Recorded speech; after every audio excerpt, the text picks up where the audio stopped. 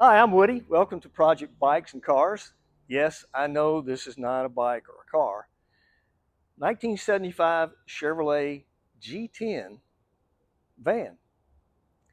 Actually, a former South Central Bell telephone van. You can see from the colors that it used to be a regular telephone van. So we found this on Marketplace, brought it back, did all the necessary things to get it running and driving after being dormant for decades. And now we thought it'd be a good idea to repurpose the van or pass it on to the next caretakers.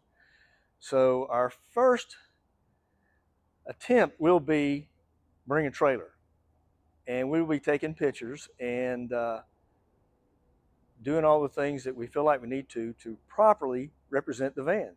So follow along, won't you? Okay, spoiler alert, we didn't get accepted on bring a trailer. More on that in just a minute. Right here, aren't they?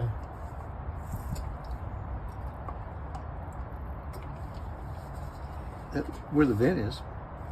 Yeah. Well, that I think. Let's see what it does.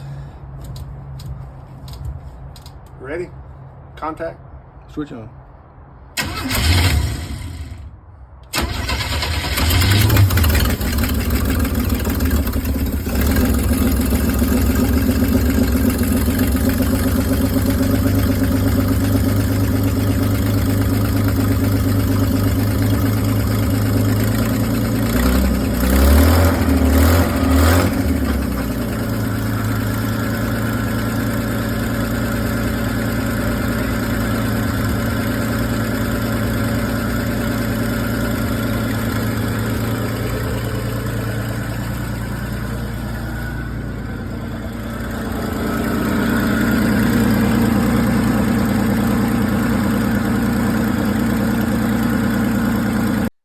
So we got the van back to the shop.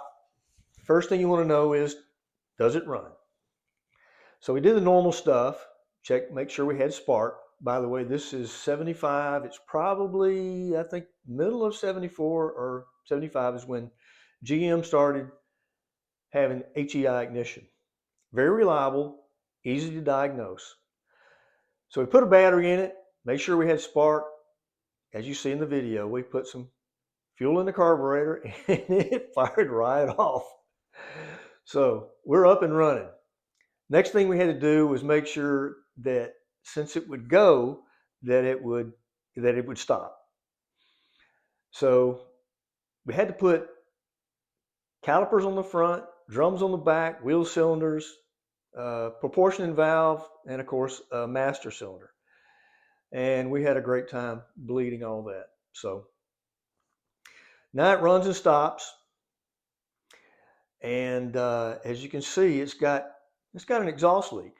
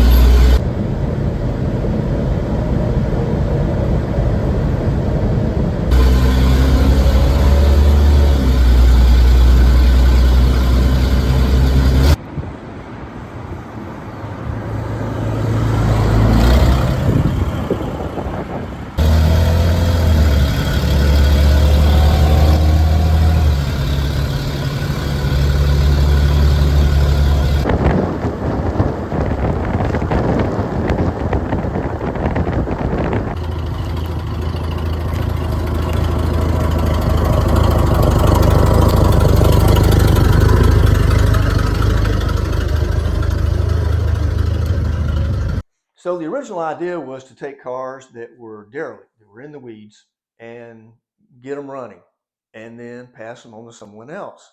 Because a car that's running and driving is going to be a lot easier to sell than one that you don't know what's wrong with it. So that was our theory. So we've got several other projects. We listed this van, our telephone van, on Bring a Trailer at no reserve. So we thought, well, that's a no-brainer. We sent in nice pictures, and they said no. And the letter didn't give a reason why they didn't want to do it. I wondered if maybe because if you couldn't tell, we're in Alabama, and we didn't issue titles until 75. So a lot of older cars don't have a title, never had one if it was bought here new. And a lot of states are very picky about that. Our van, when I applied for a title, they said they didn't issue titles to anything that old. But I did get a tag and a tag receipt and had it insured so that I could drive it. And I have been driving it. Anyway, I digress. They said no. We'll probably go on to eBay or just Marketplace or something like that. No big deal. But back to the old cars. Any old car is worth restoring, or at least get it going. So let me encourage you, especially the younger people, because older cars with carburetors, points, distributors, air, fuel, spark, they're pretty easy to get running. Maybe not running well, but you can get them running. Once it's running, then you can diagnose what's wrong with it. And there's all sort of aftermarket parts for just about everything. And there's all kind of YouTube videos on how-tos. This was not a good how-to. This is, hey, look what we did. Now, we have some more videos coming. We have a 67 short wheelbase step side that's a 283 straight shift. And I also have a 1973 Yamaha SX650, technically the 2-year-only TX650 that I bought with no compression in one cylinder and missing some parts. So we'll get on to that video later. So if you'll stay tuned, there's more coming.